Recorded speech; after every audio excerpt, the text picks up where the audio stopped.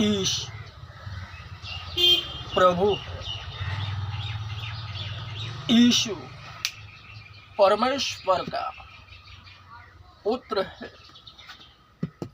यीशु प्रभु है।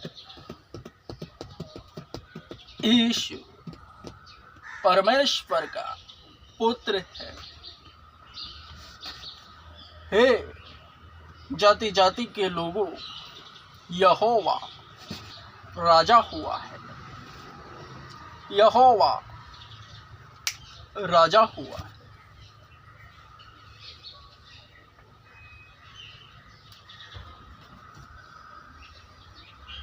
आत्मिक जन सब कुछ परखता है। आत्मिक जन सब कुछ परखता है, परंतु वह स्वयं किसी मनुष्य के द्वारा परखा नहीं जाता।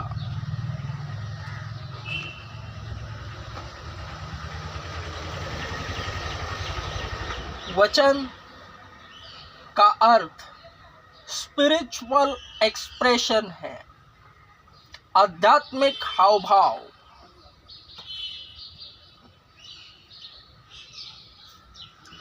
आत्मिक जन किसी से भी परखा नहीं जाता, वरन वह सब कुछ परखता है।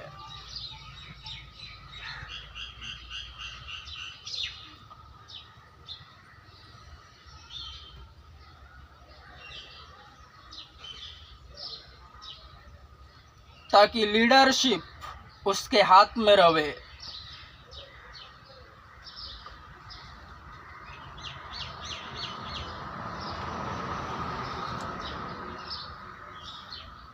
उसमें एक गुण रहे, वह निडर रहता है।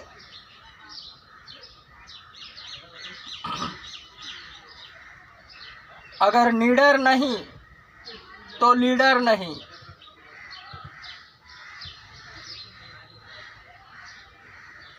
वरना आत्मिक जन बहुतेरे है और वचन सभी आत्मिक जनों पर लागू है। वरन निडरता कैसी?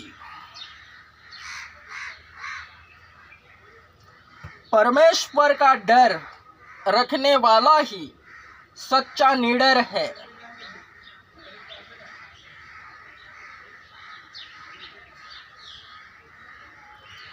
उस पर जबूर भजन संहिता का पहला अध्याय के पहले 3 वचन लागू होते हैं।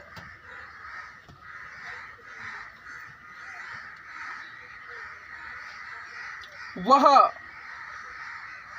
दुष्टों की मंडली में पाया न जाएगा।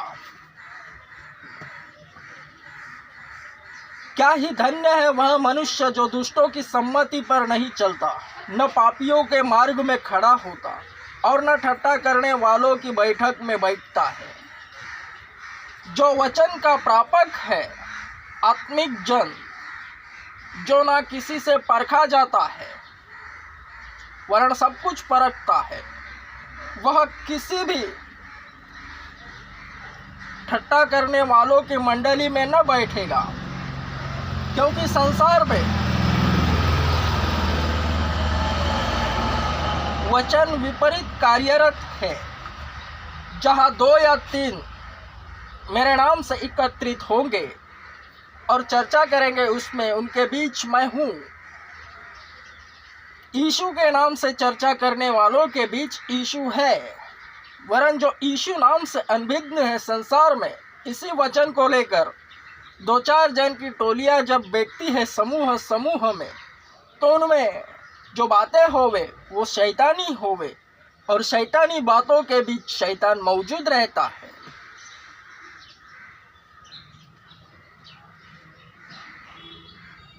तो ऐसा आत्मिक जन वहां पाया न जाएगा।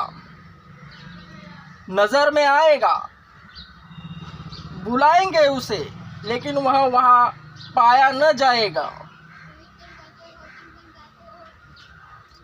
परंतु वह तो यहोवा की व्यवस्था से आनंदित होता और उसकी व्यवस्था पर रात दिन मनन करता रहता है।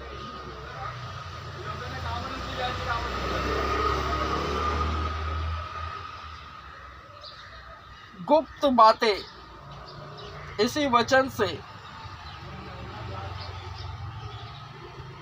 पहले उसके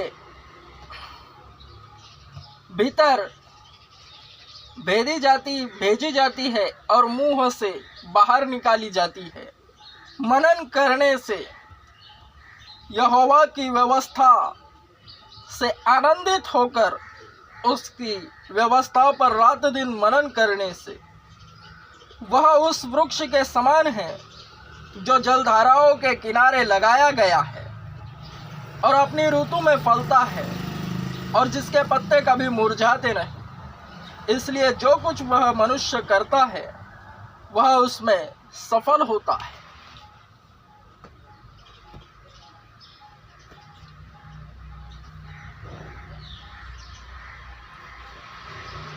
आत्मिक जन को कोई सिखा नहीं सकता,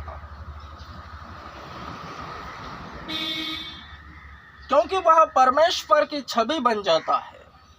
जिस तरह परमेश्वर ने सब कुछ बनाया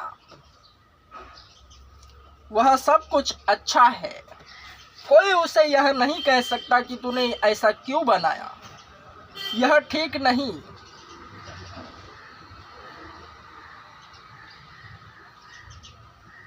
प्रभु का मंत्री कौन हुआ है? भला परमेश्वर का परामर्शदाता आज तक कौन हुआ है?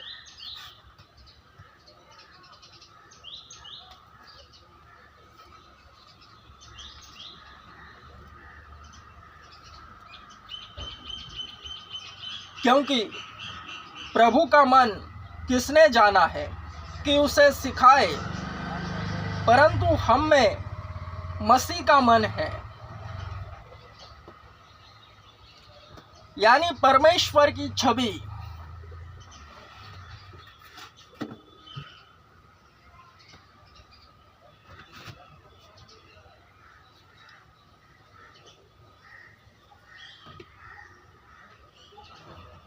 संसार की संस्कारी लैंग्वेज में कहूं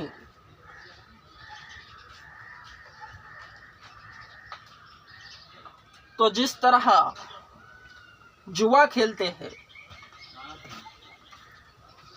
पत्तों में 3 बाजी, 3 पत्ते जो बाजी होती है उसमें एक्सप्रेशन देखकर उसके पत्ते क्या है, ऐसे जानने वाले माहिर खिलाड़ी भी होते हैं। खासकर 3 पत्तों में ऐसी चाल शैतान चलता है और सामने वाले के एक्सप्रेशन पर, हाव भाव पर उसके पत्ते क्या है वह जानता है।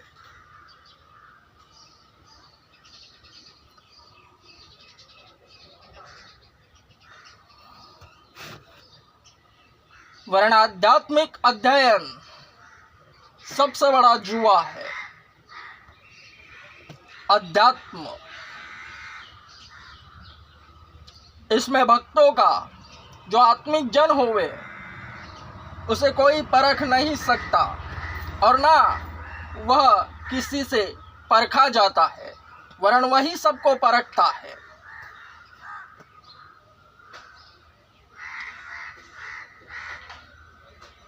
मनोवैज्ञानिक भी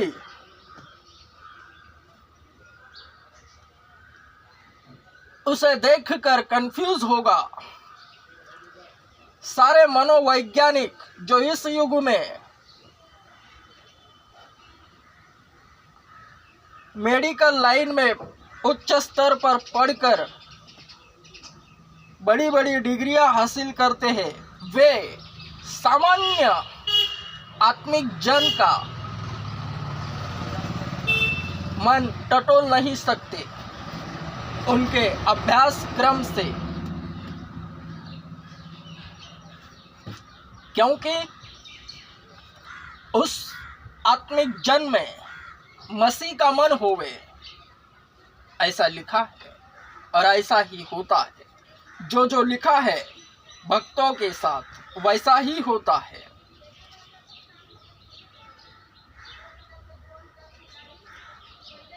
परंतु हम में मसीह का मन है, हर भक्त में।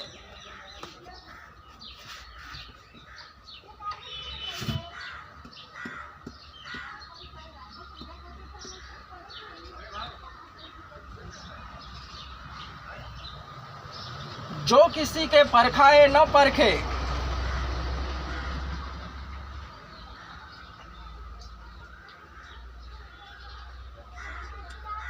उसे कोई सिखा नहीं सकता। वो जो करता है, जिस तरह से उसे खड़ा किया गया है, उसमें परमेश्वर की मर्जी पूरी होती है, स्वयं उस भक्त की भी नहीं। क्योंकि हर एक भक्त परमेश्वर की मर्जी को ही पूरा करता है। जो स्वयं को दिखाता है एवं यत्न भी करता है तो वह शैतान बन जाता है। ऊंचा उठाने की प्रक्रिया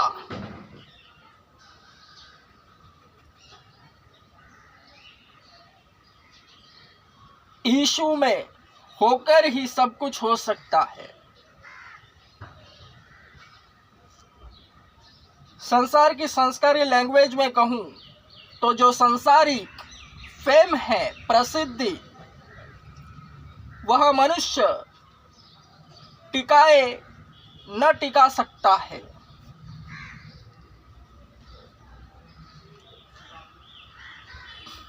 वह खोखली फेम है। वरन जो आध्यात्मिक है, यीशु के नाम से जो उठ खड़ा होता है और पहचान बनाता है,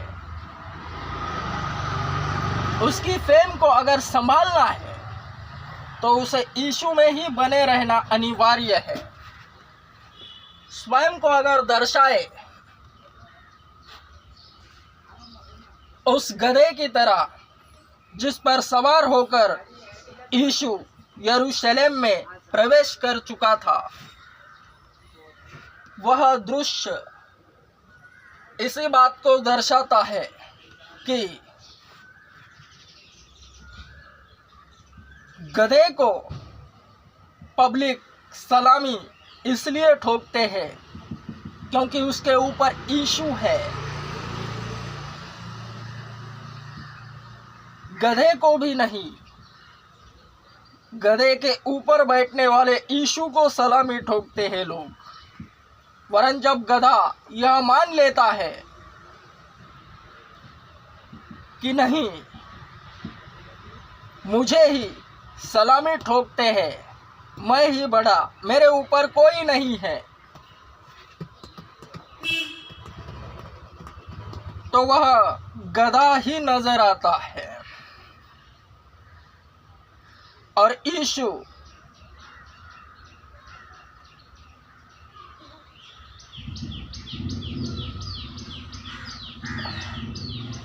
अपनी गाड़ी,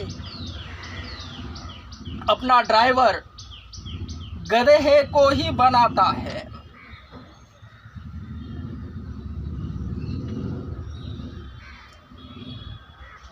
ताकि वह दोनों तरफ से गधा ही नजर आवे।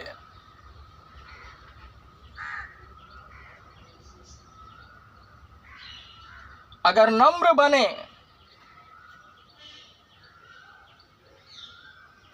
तो लिखा है,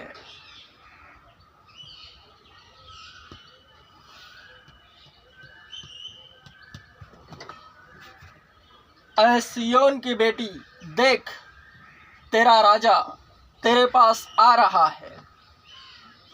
वह नम्र है।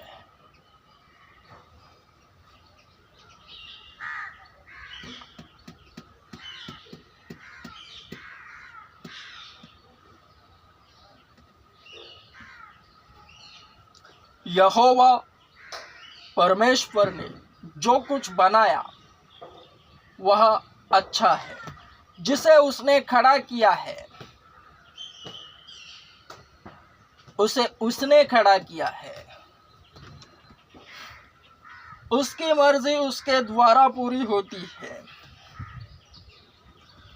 जिन जिन पैगंबरों को यहोवा परमेश्वर ने अपनी मर्जी पूरी करने के लिए खड़ा किया है, वे उसके हिसाब से होते हैं। दास भी अपने हिसाब से नहीं चलते।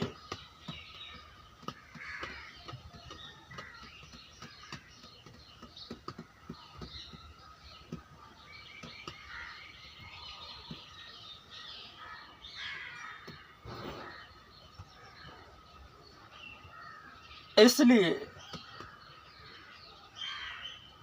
उन्हें परखा नहीं जाता और वचन तब ही पूरा होता है जब नबी आत्मिक जन परमेश्वर की मर्जी पर चलता है। उसकी मर्जी उसके द्वारा पूरी होती हुई नजर आती है, तब ही वचन पूरा होता है।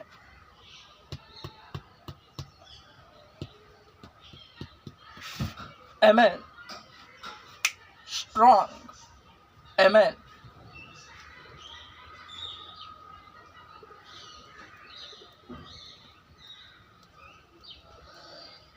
दुनिया का सबसे बड़ा चर्च मैं खुद हूँ। सोशल मीडिया पर परमेश्वर ने मकबूल को खड़ा किया है, तो सोशल मीडिया ही को लेकर जितने दर्शकगण मकबूल के लिए जमा हुए हैं, वे अत्यधिक है। जब वह मैदान में उतरेगा, तब उतने ही उसके पास आएंगे जितने परमेश्वर की आत्मा उसके पास भेजेगा, और वे उस वचन की पूर्ति करेंगे।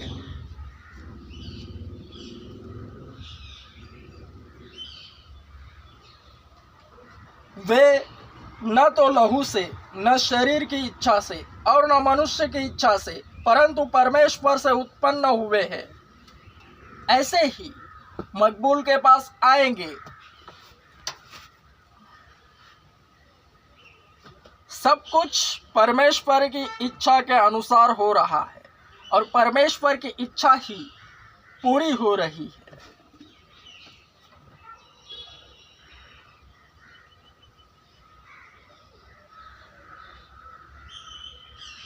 नौ दान हर एक को मिलते हैं। 9 दानों में से प्रथम, द्वितीय और तृतीय, पहला, दूसरा और तीसरा दान मकबूल को मिल चुका है और इसी से मकबूल कार्यरत है। वरन चौथा भी मकबूल को मिलने जा रहा है, क्योंकि बीमार मकबूल के पास आएंगे तब ही चंगे होंगे और चंगा करने वाला दान तब ही कार्यरत होगा। वरन सबसे अलग सब एक प्रकार से ही करेंगे तो मज़ा नहीं आता, और मकबूल को सबसे अलग तरीके से मसीहत को फैलाने में ही आनंद आता है।